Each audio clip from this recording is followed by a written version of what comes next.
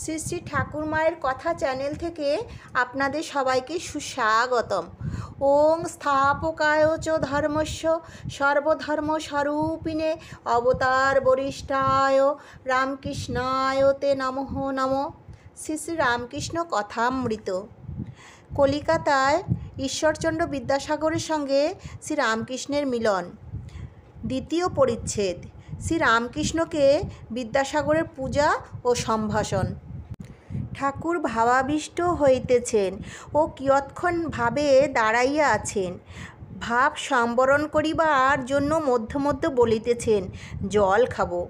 দেখিতে দেখিতে বাড়ির ছেলেরা ও আত্মীয় বন্ধুরা আসিয়া দাঁড়াইলেন। ঠাকুর ভাবাবিষ্ট হইয়া বেঞ্চির উপর বসিতেছেন। একটি 17-18 বছরের ছেলে সেই বেঞ্চে বসিয়া আছে। বিদ্যাসাগরের কাছে পড়াশোনার সাহায্য প্রার্থনা করিতে আসিয়াছে। ঠাকুর ভাবাবিষ্ট। ঋষির অন্তর্দৃষ্টি।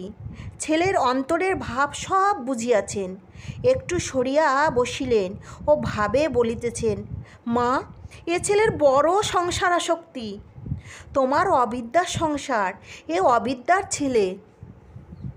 যে ব্যক্তি ব্রহ্মবিদ্যার জন্য ব্যাকুল নয়, শুধু অর্থকরী বিদ্যা উপার্জন তাহার পক্ষে বিড়ম্বনা মাত্র। এই কথা কি ঠাকুর বলিতেছেন? বিদ্যাসাগর ব্যস্ত হইয়া একজনকে জল আনিতে বলিলেন ও মাস্টারকে জিজ্ঞাসা করিতেছেন, কিছু খাবার আনিলে ইনি খাবেন কি? তিনি বলিলেন, আজ্ঞা, আনুন না। বিদ্যাসাগর ব্যস্ত হইয়া ভিতরে গিয়া কতগুলি মিঠাই আনিলেন ও বলিলেন, এগুলি বর্ধমান থেকে এসেছে। ঠাকুরকে কিছু খাইতে দেওয়া হলো। হাজরা ও ভবনাথও কিছু পাইলেন।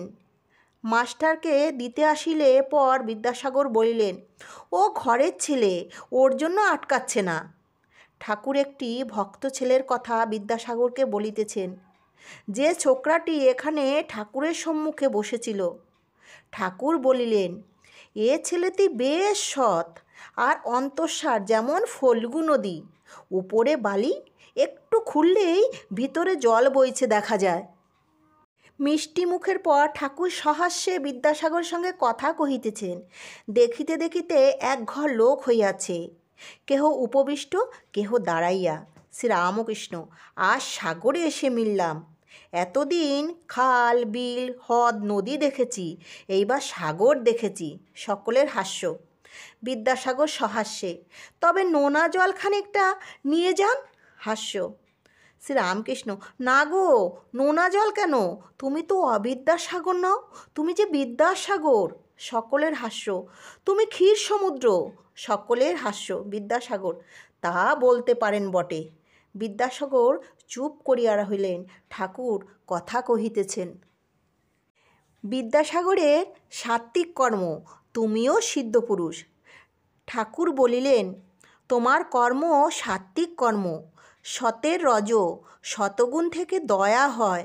দয়ার জন্য যে কর্ম করা যায় সে রাজসিক কর্ম বটে, কিন্তু এ রজগুণ, সতের রজগুণ, এতে দোষ নাই। সুখদেবাদি লোকশিক্ষার জন্য দয়া রেখেছিলেন, ঈশ্বর বিষয় শিক্ষা দেবার জন্য। তুমি বিদ্যাদান, অন্নদান করছো, এও ভালো। নিষ্কাম করতে পারলেই এতে ভগবান লাভ হয়। কেউ করে নামের জন্য, পুণ্যের জন্য, তাদের কর্ম নিষ্কাম নয়। আর সিদ্ধ তো তুমি আছোই। বিদ্যাসাগর, মহাশয়, কেমন করে? শ্রীরামকৃষ্ণ সহাস্যে, আলু পটল সিদ্ধ হলে তা নরম হয়, তা তুমি তো খুব নরম, তোমার এত দয়া। হাস্য। বিদ্যাসাগর সহাস্যে, কলাই বাটা সিদ্ধ তো শক্তই হয়। সকলের হাস্য। শ্রীরামকৃষ্ণ, তুমি তা নও গো, শুধু পণ্ডিতগুলো দরকচা পড়া, না এদিক না ওদিক। শকুনি খুব উঁচুতে ওঠে, তার নজর ভাগাড়ে।